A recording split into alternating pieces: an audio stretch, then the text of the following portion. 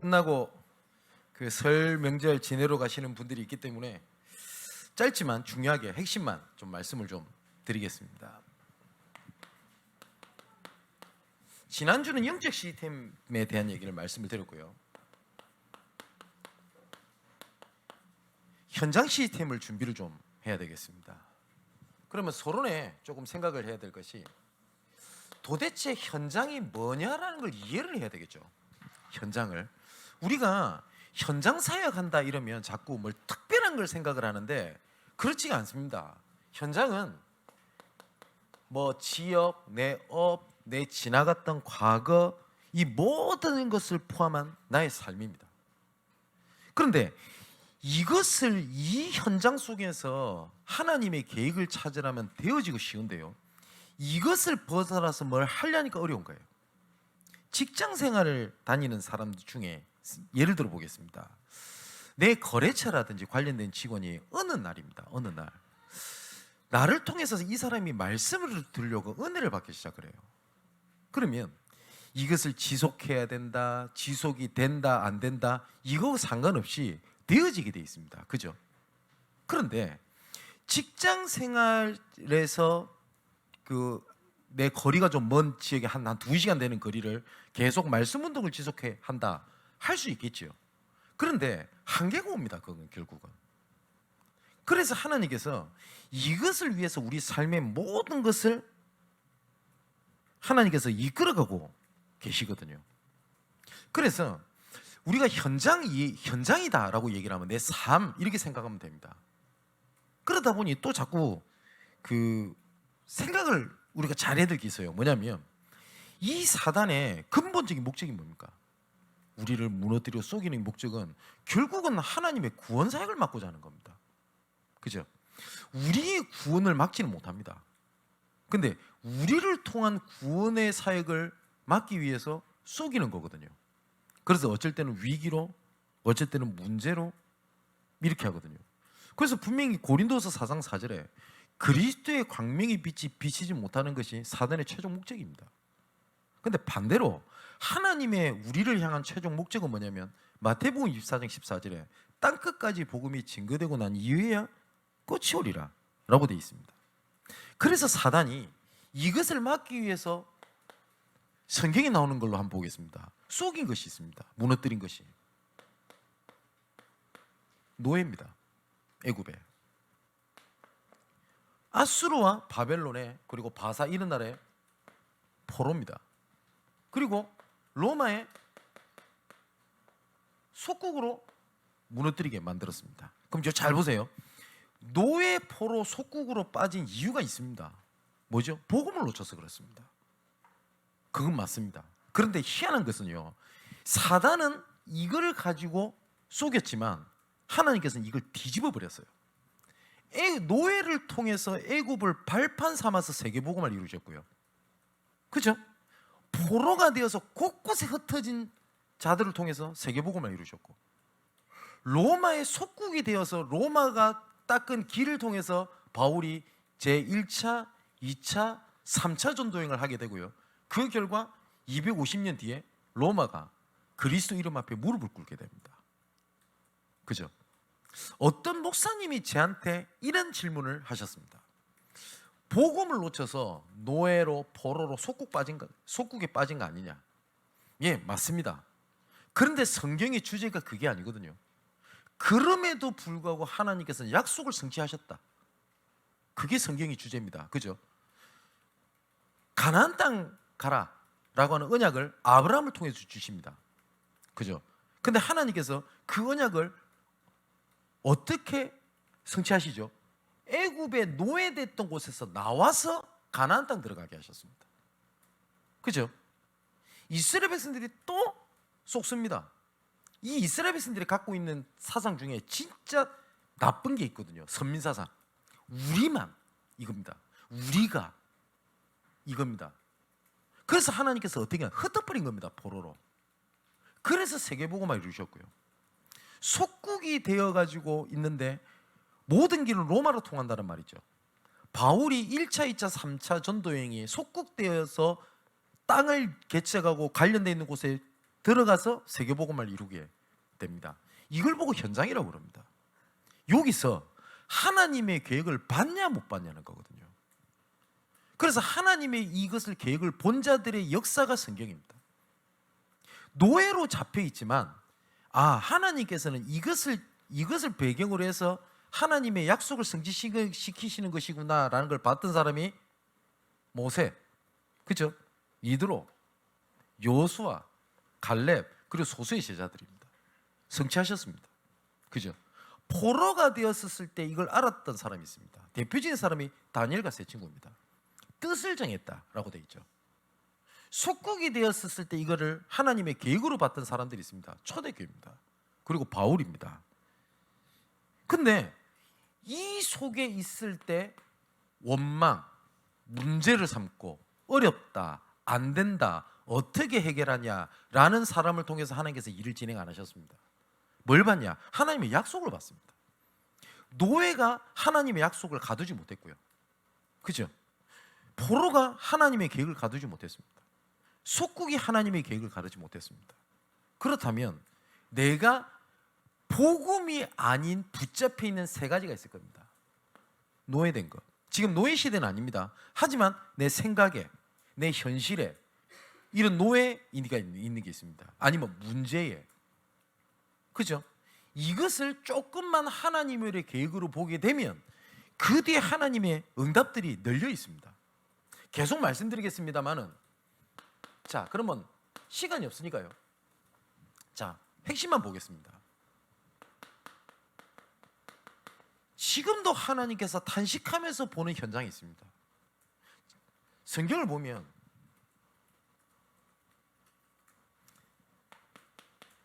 마태복음 9장 35절에서 38절까지 보니까 지금은 그 무리를 보고 불쌍히 여기셨다라고 되어 있는데 예전 성경에는 무리를 보고 민망히 여기셨다라고 되어 있어요. 근데 이 민망히 여기시다는 말이 원어로는 창자가 끊어지는 고통 이런 뜻입니다.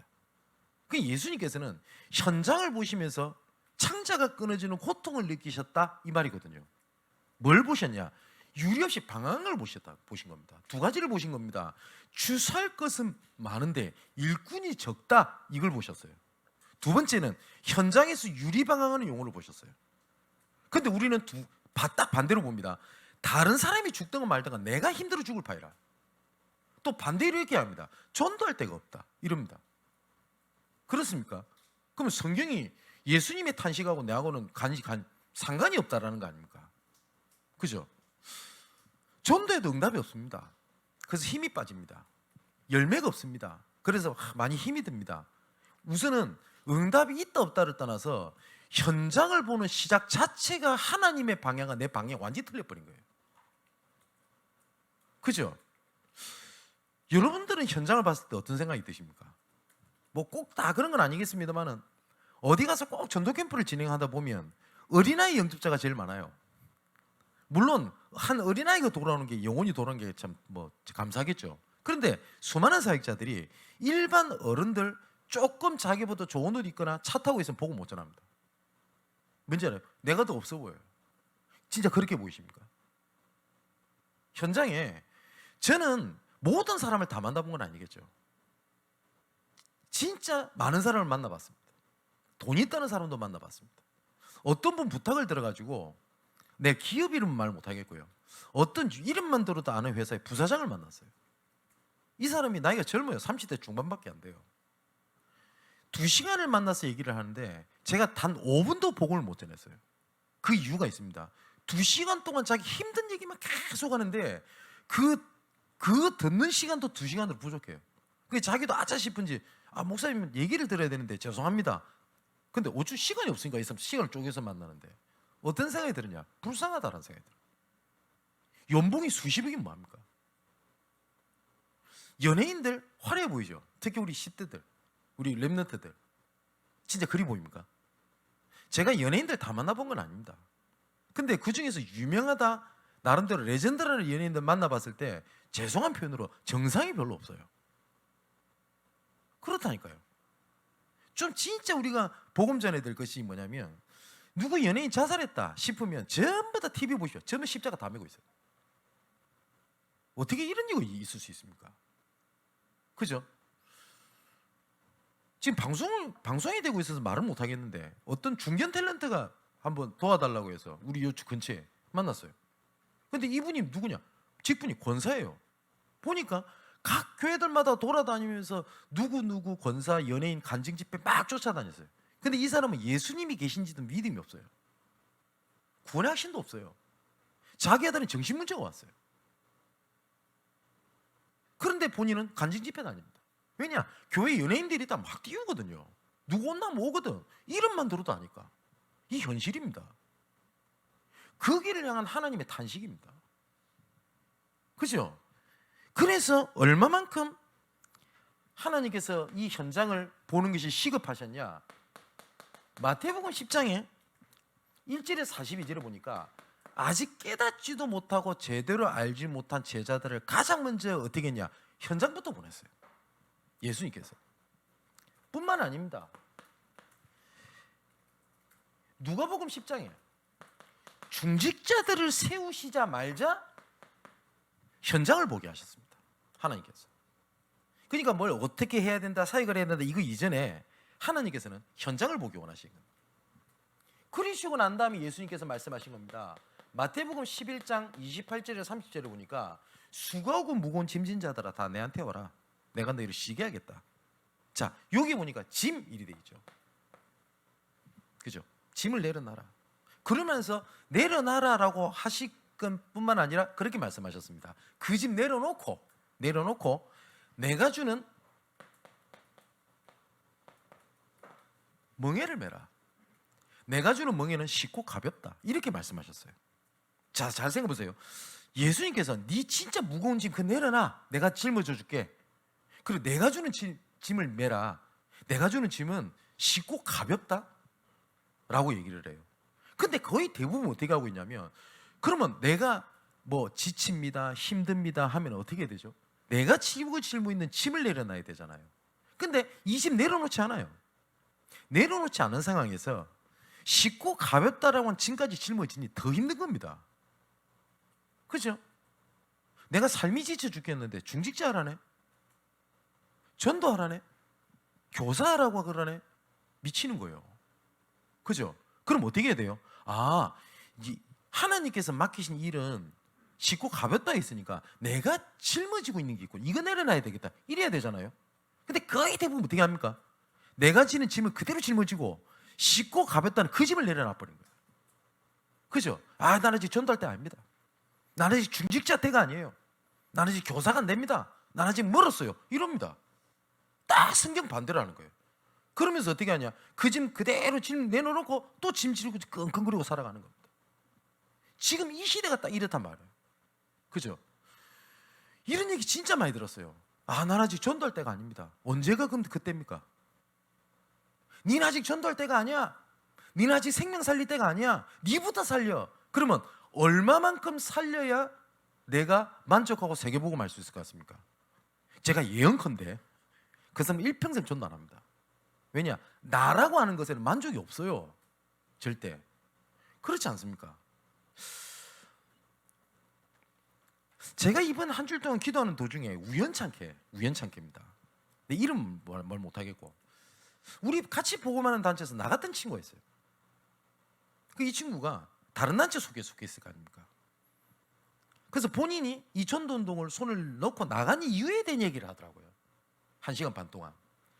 그걸 한참 유심히 봤어요. 유심히 봤는데 물론 본인이 좀 짧게 봤다 이런 것도 있지만 되게 일리 있는 얘기를 몇 가지를 해요. 그중에 하나가 뭔지 아세요? 이 어마어마한 복음을 붙잡고 이 친구 표현입니다. 어마어마한 복음을 붙잡고 나라고 하는 틀에 묶여서 세계복음화를 보지 못하고 있는 모습을 보고 난 등을 주고 나왔다는 거예요. 다 내가 된다, 안 됐다, 응답 받았다, 안 받았다 이러고 앉아있더라는 거예요. 근데 자기가 성경을 봤을 때는 그거하고 상관없이 세계복음 해라 이게 자기한테는 가슴이 부딪히는데 주변에 있는 사람들 만나보니 전부 다 그러고 있더라 라고 얘기를 해요. 그때 순간 어떤 생각이 들었냐면 아차 싶은 거예요. 뭐냐면 어느 누구도 복음을 이렇게 말하지 않거든요. 그런데 자칫 해가지고 내 문제 응답 이러고 있는 도중에 필요한 걸 다 놓치고 있는 모습을 이 친구 본 거예요. 그래서 어떤 생각이 들었냐면은, 한 번도 저랑 접촉점은 없었는데 한 만나서 대화해보고 싶다라는 생각이 처음으로 들었어요. 그래서 제가 서로 전화번호는 갖고 있거든요. 연락을 할까 말까 하다가 우선 안 했습니다. 한번 해볼까라는 생각도 좀 들어요. 여러분 어떤 생각이 드세요? 거의 그러고 있지 않습니까?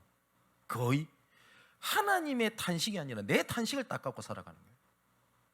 아니 목사님, 그래도 내가 숨을 쉴 수 있어야 될 거 아닙니까? 예, 맞습니다. 그 숨을 쉬도록 하나님께서 약속을 하신 거 아닙니까? 그 집 내려놔라. 그 짐 아니까 내려놓고 내가 주는 멍에를 매. 그건 쉽고 가볍다 라고 말씀을 하시거든요. 자, 이것을 놓고요, 하나님께서는 모든 것을 예비해 놓고 하나님께서는 현장을 살리도록 준비를 하셨습니다. 전부 다. 그게 뭐냐?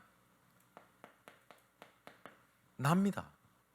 이게 나가 뭐냐면 하나님이 구원하신 나, 하나님이 주신 나의 것, 하나님이 보내신 나의 현장입니다.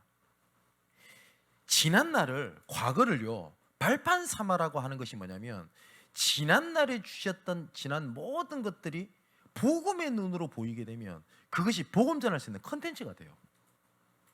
내가 예전에 정신문제에 잡혀 있었다, 이게 진짜 하나님의 계획을 알게 되면 그 사람을 도울 수 있는 컨텐츠가 돼요. 그죠? 또한 그것이 사람을 모을 수 있는 플랫폼이 됩니다. 그런데 이 지나간 모든 것들을 하나님께서 예비해 두셨는데 이 사단이 이걸 딱 속여버린 겁니다. 그래서 뭐냐? 상처의 과거, 문제의 과거, 옛날 생각하면 눈물이 나고 이래 됩니다. 그래서 열심히 은혜 받는 얘기하다가 과거 얘기만 하면 눈물이 나고 막 죄송하지만 잡힌 거 아닙니까? 그죠? 그러면 지나갔던 과거를 치유를 받아라 이러면 치유가 됩니까? 저는 아버지에 대한 상처가 되게 컸어요. 치유해 주십시오. 그러면 예수님이 짠 하고 나타나가지고 오냐 치유해 주겠다, 눈 감아봐 이랬더니 뒤통수를 딱 때렸더니 그 부분만큼은 기억 상실. 그게 치유입니까? 아니거든요. 저 그 상처 그대로 있습니다. 그 기억. 단지 문제가 전혀 되질 않아요. 오히려 그것이 그런 문제 있는 사람을 이해할 수 있는 도구가 됩니다. 여러분 가출해 보셨습니까? 가출 안 해본 사람은 가출 막 하는, 집을 나가려고 하는 애들 이해 안 될걸요. 아니 이거 편한 집을 왜 나가냐 이러잖아요. 그런데 가출 해본 사람은 압니다. 집이 싫어서 나가고 문제가 있어서 나가면 나갈 수 있겠죠. 맞기 싫어서 도망가고 뭐 이런 거 말고 아무 이유 없이 집 나가고 싶어요. 편함이 없다는 말이거든요. 그 잡힌 거거든요. 이거 이해되세요? 집순이 집돌이들은 이 말 이해 못합니다. 저는 이해됩니다. 왜냐? 가출을 여러 번 했으니까. 근데 이게 나 옛날에 그 아픈 과거, 부끄러운 과거가 아니라 복음 안에 있으니까 그 안에 그런 문제 있는 사람이 이해가 돼요. 부모님의 상처, 부모님으로부터 왔던 억압감, 상처 때문에 정신문제 왔던 사람들이 얼마나 많은지 압니까? 저 이해됩니다. 제가 그랬으니까. 그게 전부 다 뭐가 되냐? 컨텐츠고 플랫폼이 돼요. 그게 하나님께서 예비해 두신 건데 이것을 사단이 딱 뭘로 잡고 있게 하냐? 상처로 딱 붙잡고 있게 만들어 버립니다. 그리고 이걸 딱 문제를 딱 갖고 만들어 버리는 거예요. 그래서 하나님 말씀하신 겁니다. 네 모든 문제를 십자가에서 다 끝냈다. 그래서 영적 시스템의 가장 중요한 영적 훈련 첫 번째 뭐냐? 어떤 것도 문제 삼지 마라. 그겁니다. 그리고 내가 가진 업과 기능입니다. 예전에 제가 전도사로 사역을 할 때 어떤 권사님이 계세요. 근데 이분이 전도를 두고 계속 말씀을 듣는데 한 가지 고민이 생기는 거예요. 내가 전도를 해서 뭘 할 수 있을까? 근데 이분이 기능도 없고 그냥 가정주부예요. 뭐 집이 막 부자인 것도 아니고. 그래서 이 고민만 수년째 계속하는 겁니다. 근데 그런 근심은 계속해도 괜찮습니다. 왜냐하면 성경에 염려하지 마라, 근심하지 마라 라고 말씀하시는데 근심해라 라고 하는 게 딱 한 군데 나와요. 그게 뭐냐면 생명 얻는 근심은 계속해도 괜찮다고 그랬어요. 그래서 고린도서 7장 10절 11절에 이렇게 돼 있습니다. 하나님의 뜻대로 하는 근심은 후회할 것이 없는 구원에 이르게 하는 회개를 이루는 것이요 세상 근심은 사망을 이루는 것이라.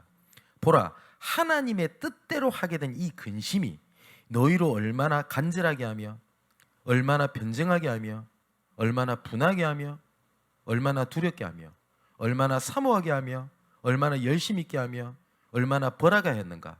너희가 이 일에 대해 일체의 너희 자신의 깨끗함을 나타내느니라. 그래서 이 권사님이 이 생각만 계속한 거예요. 그러다가 내가 잘할 수 있는 게 뭔가 이 생각이 들어요. 그랬더니 이분이 잘하는 거 가만히 생각하면 딱 하나가 떠오르더래요. 동네 아줌마들이랑 수다 떠는 건 잘할 수 있겠더래요. 이분이. 그래서 뭘 했냐, 수다를 떨 수 있는 어떤 구심점이 있으면 되잖아요. 그래서 이분이 하나 잘하는 게 있거든. 국수 삶는 거. 그래서 국수 삶아가지고 야 오늘 국수 많이 좀 삶았다, 우리 집에 와서 같이 먹자 이러니까 동네 아줌마들 다 모이더랍니다. 그때 예전에는 수다 떨던 그것을 당장 복음을 전하는 게 아니라 계속 생각했대요. 국수 먹으면서 어느 순간에 이 사람한테 복음 전하면 좋을까 도저히 모르겠더랍니다. 그래서 이분이 저를 부른 거예요. 전사님 우리 집에 한번 오시면 안 되겠냐고, 국수 먹으러. 그래서 저는 우리 동네 아줌마들 모아놨으니까 와서 복음 전해주십시오 이러면 제가 부담스러울 것 같았대요. 그래서 저한테 그 말 안 했어요. 국수 먹으러 갔더니 한 14명 앉아있네. 이야, 근데 그놓고 안녕히 계십시오 이럴 수 없잖아요. 앉아갖고 아줌마들이랑 이런저런 얘기를 하는 겁니다. 그 다음 주 또 오래. 또 국수 먹는 거예요. 그랬더니 아주머니들 친해지니까 자기 뭐 아들 문제도 얘기하고 여러 얘기를 하더랍니다. 그러니까 몇 분이 농담 삼아 그래요. 그래서 전사님 기대해 주시는 분이니까 우리에서 기도 한번 해주이소 이러더라고요. 그래가지고 제가 매주 가서 그 아줌마들 모아놓고 다락방 했던 기억이 있습니다. 어려워요? 아니라니까요. 하나님께서 예비해 놓은 거 있다니까요. 단지 그걸 못 보고 있어요. 거의 대부분 이거는 문제 혹은 현실로 쫓고 있는 경우들이 훨씬 많아요. 난 이래서 안 돼 이렇게 생각을 하는 겁니다. 또 내가 살고 있는 지역에 그 하나님 계획이 있습니다. 지금 우리 말씀 듣고 있고 계속 같이 기도하니까 그 의왕에 수요일 날 내가 저녁에 지연씨 지금 그게 가잖아요. 가고 있다가 이제는 뿐만 아니라 그 자녀 둘이가 있을 거 아닙니까? 우경이, 소윤이. 그럼 여러분 알다시피 우경이 같은 경우는 TV에도 나오고 이렇게 돼 있잖아요. 그래서 내 혼자 살기 어렵겠다 싶어서 몇 사람 오라고 그랬어요. 그래서 내가 남수환 전사님도 오라고 얘기를 하고 그러고 있는데 지은 씨가 계속 얘기하는 게 있어요. 내가 하나님을 위해서, 복음을 위해서 내가 뭘 할 수 있을까? 이러다가 본인이 이 얘기를 한 겁니다. 내 자녀가 예전에는 내 자녀가 예수 잘 믿었으면 좋겠다, 예배 드렸으면 좋겠다, 이게 아니라 목사님 지역에 있는 애들 다 모아달라는 거예요. 자기 집에. 그리고 자기 집 자기 오픈하겠다는 거예요. 얘기를 하는 거예요. 필요한 거 있으면 간식이 먹고 준비하겠대요. 그렇구나. 그래서 그렇다면 이쪽 지기 안에서 얼마든지 확장적이 할 수 있겠다. 그래서 제가 지난주는 뭐 기도하러 간다고 못 갔잖아요. 그래서 제가 임시로 아줌마 특공대를 모았어요. 몇 사람 지명해가지고 지명하여 불렀나니 가봐라 이래가지고 갔더니 그 제가 보고를 들었거든요. ADHD 문제를 가지고 있는 어떤 애가 딱 와 있더라 안 합니까? 그래서 걔가 딱 그 얘기를 하더래요. 다음 주도 오겠대요. 아하, 역시. 그래서 본인 집 오픈해 놓겠다 안 합니까? 그래서 우리 교회 아줌마들 간다고 하니까 뭐 오라고, 좋다고 오라고 하더라고요. 그래서 혹시나 부담스러울까 봐 그 간식 같은 거 준비하지 말라고 그랬더니 그런 걱정하지 말래, 본인이 준비하겠대요. 그래서 첫날부터 그러면 안 되겠다 싶어가지고 또 대충 가는 사람들이 좀 많이 먹는 사람들이거든. 그래서 제가 뭐라냐면 각자 준비하라고. 그러게 그것도 자기가 할 수 있는 좋은 전도입니다. 그죠? 그래서 그렇게 되면 이런 문제 있는 친구라든지, 그래서 필요하다면 이거 사역할 수 있는 사람이 있거든요, 교회에. 그죠? 그래서 제가 금둥이 써오라고 얘기를 한 거예요. 그러면 이런 아줌마들끼리 통하는 뭐가 있거든. 한 번씩 부를 겁니다. 필요 못한 원상이가. 그죠? 예비돼 있어요. 단지 내가 현실 상황에 눈이 가려 있어서 그래요. 거의 대부분. 목사님, 저는 어떻게 전도할지 모르겠습니다. 전도할 데가 없습니다. 아니면 따로 뭘 내서 하는 전도도 필요할 시간표는 옵니다. 그런데 당장 그게 아니거든요. 내가 처한 현장에. 그러면 이걸 딱 찾으면 뭐가 보이냐면 하나님의 절대가 딱 보입니다. 이 절대라고 하는 거는 하나님 편에서 무조건 돼야만 하고 되어질 수밖에 없는 하나님의 절대가 있어요. 그 첫 번째가 뭐냐면 하나님의 절대 제자입니다. 이 속에 있으면 가장 첫 번째 오는 응답이 하나님께서 나를 진짜 제자로 세우셨구나라는 것을 계속 확인하게 돼요. 두 번째는 이런 제자들을 만나게 됩니다. 유유상종이란 말이 있죠. 내 영적 상태에 따라서 만나는 만남이 달라집니다. 여러분, 사기꾼들은요, 나는 이상의 목사님 사기꾼을 잘 만납니다. 물론 안타깝습니다만은 내 만남을 잘 보면 내 영적 상태를 알 수 있어요.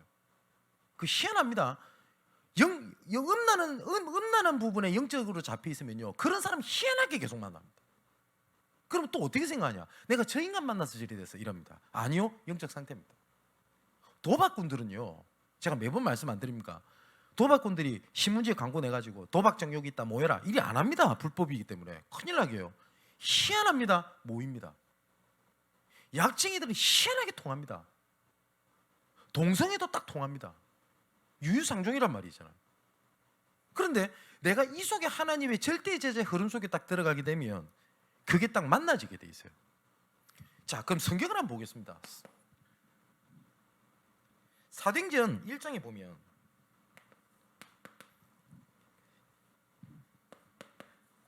어떻게 되냐?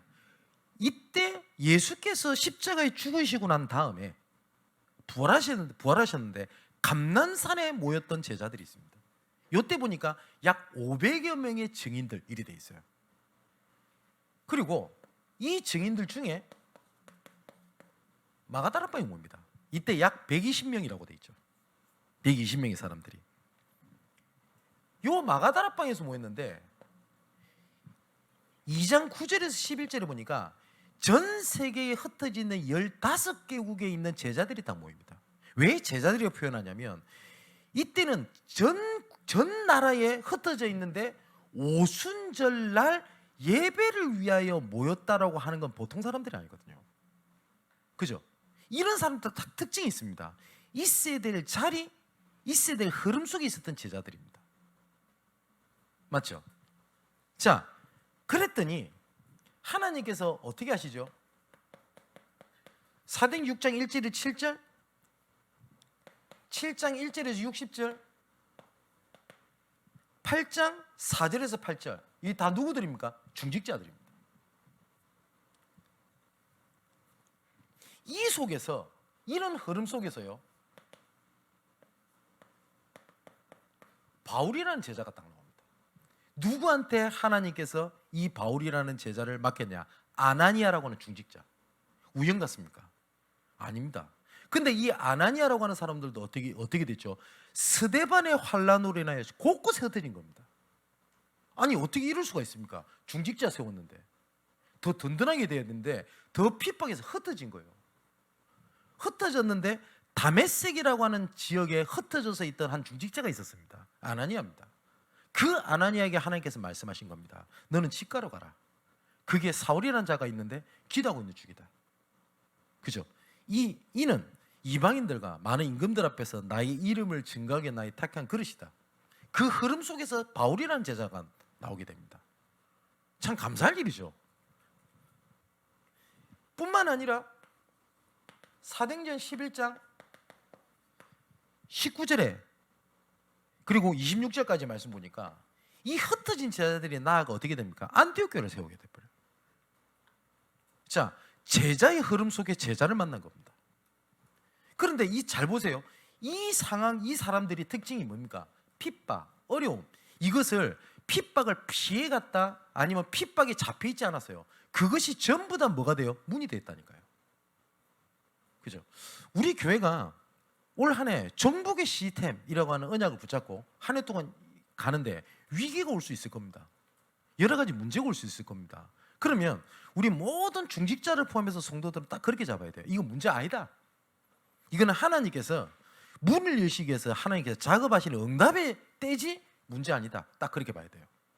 아니 내가 올 한 해 하나님 언약 더욱더 붙잡고 시작하려고 하는데 왜 자꾸 가정 문제가 일어납니까? 아닙니다. 문제 뭐냐? 하나님의 시간표. 이런 제자들 만나는 것 속에서 하나님께서 시스템을 세우십니다. 어떤 시스템을 세우시죠? 자, 사도행전 쭉 보겠습니다. 선교. 흩어진 제자들 때문에 선교.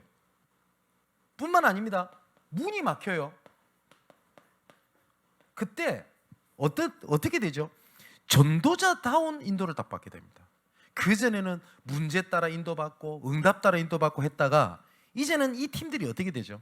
빌립보 사람 한 사람이 돌아온 손짓을 보고 한 사람을 위해서 가야 되겠다. 그 일이 로마로 가는 첫 성인 빌립보를 파고 들어가게 돼요. 사도행전 17장 1절에서 6절에 보니까 야손과 같은 제자,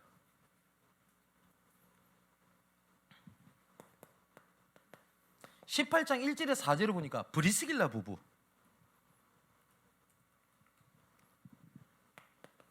19장 8절에서 21절까지 말씀 보니까 에베소 지역에 있는 제자들. 이 응답이 나중에 어떻게 됩니까? 로마를 보는 응답이 돼요. 그죠? 딱 성경대로입니다. 제자의 흐름 속에서 제자의 만남이 되고요. 그 만나지는 사람에 따라 시스템이 세워지는 겁니다. 지금 우리의 전력으로 말하면 사람에 따라 어떤 사람은 다락방으로, 어떤 사람은 팀사역으로, 미션홈으로, 전문교회로, 지교회로, 아까 말씀드렸듯이 어떤 지역에는 확장주교로 이렇게 들어가는 거예요. 이런 분들 되게 많습니다. 널려 있다니까요. 지금 수요일날 아침에는 성남에 제가 들어가잖아요. 그죠? 거기에 대표, 이사, 지금 우리 예배 드리고 있지 않습니까? 이분들이 성남 지역에 어느 누구든지 들어와서 말씀 들을 수도 열어놓고 있거든요. 여러분, 그런 시스템들이 현장에 널려 있습니다. 어렵습니까? 어렵지 않잖아요. 그죠? 세 번째입니다. 그러면 이런 응답을 가지고 하나님께서 원하시는 절대 목표가 있습니다. 이거는 우리가 해야 된다 이전에 하나님의 절대 목표입니다. 뭡니까? 여러분 아십니다. 마태복음 28장 18절 20절을 보니까 모든 족속, 그죠? 마가복음 16장 15절에 18절에 보니까 여기는 뭐라고 되어 있냐? 만민. 누가복음 24장에 보면 또 재밌는 사람들이 나옵니다. 예수님께서 십자가 못 박혀 죽으셔가지고 죽으실 때 예수님께서 하신 말씀이니까 예루살렘을 떠나지 말고 흐름과 자리에 있어야 되잖아요. 맞죠? 그런데 엠마오로 향하는 제자들이 있었어요. 그런데 분명히 예수께서 같이 동행을 하는데 예수인지를 알아보지를 못했던 겁니다. 그때 예수께서 성경을 풀어 말씀해 주시고 난 다음에 예수님 보이지 않거든요. 그때 제자들이 했던 겁니다.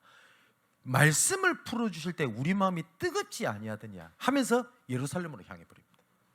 어쩌면 현장에 이렇게 방황하고 있는 제자들이 엄청 많습니다.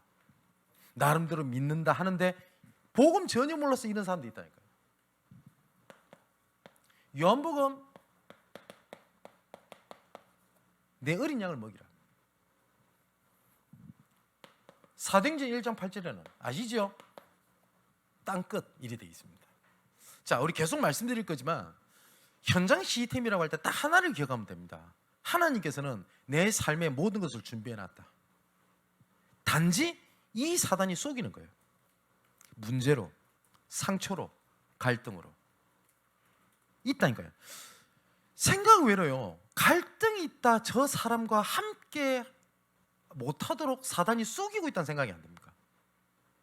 우린 말씀 들어서 알잖아요. 하나님께서는 팀 구성을 통해서 응답을 하시는데 왜 하필이면 저 사람이랑 갈등이 있게 하셨지? 복음의 사람끼리? 여러분 이상하네요. 저는 그 생각 진짜 많이 했었거든요. 제가 몇 번 간증 안 들었습니까? 부교육자를 때 같더니 교육자끼리 갈등이 있는 거예요. 저 사람도 복음을 사랑하고 저도 복음을 사랑하는데 그러면 저 인간이 굴복하거나 내가 굴복해야 됩니까? 그런 거예요? 저 사람을 자르고 내가 살아야 되는 겁니까? 그건 불신자 세상 아닙니까? 근데 이거 조금만 기다려주고 도와줬더니 제가 말씀드렸죠. 저와 생명 걸고 같이 전도를 동안서 중요한 팀이 딱 돼요. 한번 여러분 생각해 보십시오. 혹시 눈에 보이지 못한 갈등이 있는 분 계십니까? 왜 하필 이때 이런 걸 갈등을 그런 생각 안 드세요? 자, 그렇다면 이 현장을 제일 중요한 단어가 지속이라는 단어입니다. 조금 하다 마는 게 아닙니다. 응답이 있으면 하고 응답이 없으면 안 하는 게 아닙니다. 하나님의 계획이 맞기 때문에 무조건 지속하는 거예요. 그죠? 여러분들 현장에서 만나서 지금 저와 같이 있는 분이 꽤 되시지 않습니까? 그죠? 거의 그 현장과 관련돼서 있는 분들 아닙니까? 제가 어디에서는 10년, 어디든 7년 일이 들어가거든요. 그러면 들어갈 때마다 매주 그냥 어마어마한 일들이 일어나. 그게 아닙니다. 그 지속하는 가운데 하나님의 중요한 응답들이 굉장히 많이 있어요. 그런데 이 지속을 하려면 열심히 해라가 아닙니다. 생산적인 지속을 얘기합니다. 더 쉽게 말하면 되어지는 지속입니다. 그 답이 성경에 있습니다. 로마서 16장 25절에 보니까 영세 전부터 감춰져 있던 거 이렇게 했거든요. 그죠? 하나님께서 감춰두셨다는 것은 하나님이 계획이 있다는 겁니다.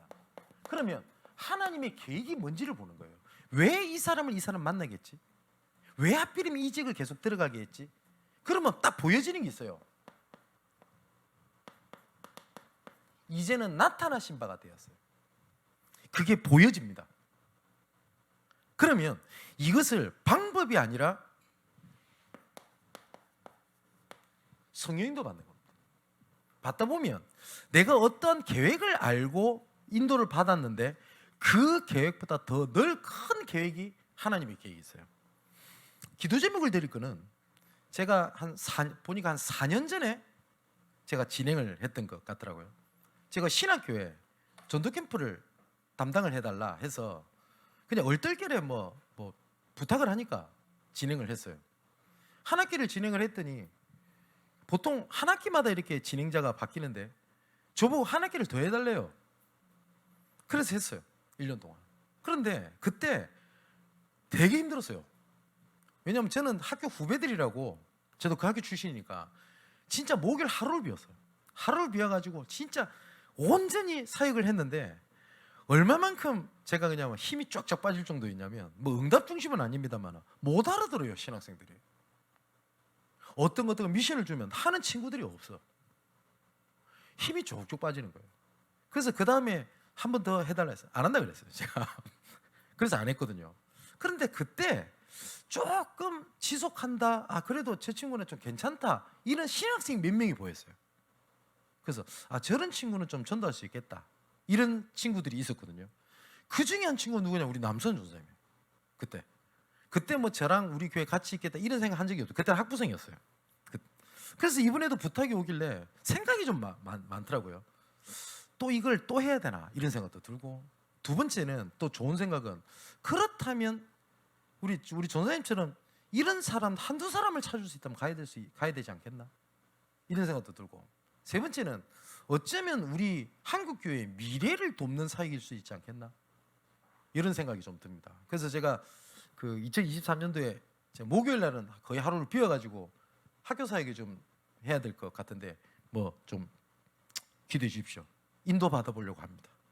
그래서 지금 생각을 하고 있는 것이 지금 방향을 잡고 있는 것은 우리 전사님한테도 제가 그 얘기를 했는데, 만일에 내가 진행을 하게 된다면 두 가지 사역을 하려고 합니다. 첫 번째는 학교 주변의 현장을 들어갈 거란 말이에요. 학교 주변의 현장을 들어갈 때 진짜 마음을 담고 지속해서 들어가야 되겠다고 생각하는 신학생이 얼마나 될까라는 생각을 좀 해봤어요. 거의 단회성에 그쳐지겠지. 근데 그 주변에 있는 현장이 필요 없다 이런 말은 아닙니다. 그렇다면 가장 피부로 와닿고 있는 현장이 어딜까? 각 교회에서 본인들이 사역하고 있는 현장일 거거든. 제일 피부로 와닿고.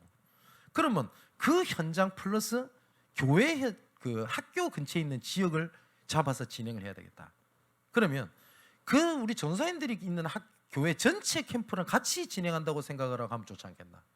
그러면 우리 각 교회마다 하겠습니다만은 우리 교회에서도 그러면 우리 전사님 계시니까 뭐 이번에 전도 캠프 기간 이래서 하는 것이 아니라 그러면 메시지 듣는 대로 우리 교회에서도 캠프를 하는 거다. 우리 교육자를 중심으로 해가지고 그렇게 하면 학교 근처 지역과 그다음에 교회와 본인 있는 사역과 같이 갈 수 있지 않겠나. 이런 방향을 가지고 진행을 하려고 하거든요. 왜냐하면 현장은 이게 키기 때문에 그래요. 지나가는 현장을 말하는 게 아니거든요. 내 삶과 관련돼서. 이렇게 되면 세 번째 따라 나오는 게 있습니다. 영원한 계획이 나옵니다. 생명 걸 이유가 나옵니다. 그래서 오늘 딱 한 단어만 기억하시면 됩니다. 내 삶이 시스템이다. 단지 문제, 갈등, 상처로 내가 못 보고 있을 뿐이지 하나님이 이미 모든 것을 준비해 놨습니다. 이것이 좀 채워지면 현장을 가겠다. 이게 좀 되면 현장을 가겠다. 그것도 해야 되겠습니다만은 그 이전에 이미 하나님께 예비해 온 게 있습니다. 그것을 보는 응답의 문이 여러분들에게 열려지게 되기를 주님의 이름으로 축원을 드립니다. 기도하겠습니다. 하나님, 이미 세계복음화에 완벽한 계획을 갖고 문을 열어두고 준비하시고 지금까지 인도하신 줄 믿습니다. 문제로, 갈등으로, 어려움으로 쏘가 닫혀있는 눈이 이 시간 열려져 하나님께서 현장 시스템으로 예비해 넣은 것을 보는 한 주간이 되게 하여 주시옵소서. 문제가 아니라 하나님의 계획이며 갈등이 아니라 하나님의 새로운 시스템이고 어려움이 아니라 그 속에 하나님의 오직이 있다는 것을 보게 하여 주옵소서. 살아계신 예수 그리스도 이름으로 기도합나이다. 아멘.